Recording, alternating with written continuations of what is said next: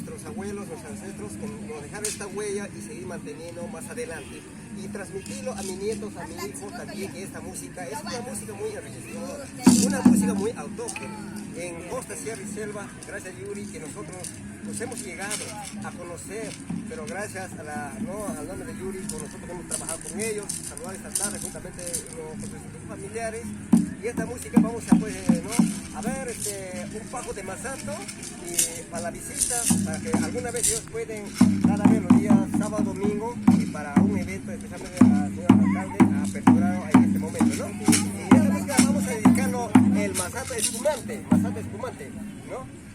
Acá la vecina también, gracias, que no llegar la primera vez, también que nosotros estamos en vivo directo. Espero que Yuri, ese tema vamos a tratar profesionalmente. Siempre que nosotros, que Dios nos da la vida, estamos presentes y dar nuestras obras para transmitirlo a unos a otros.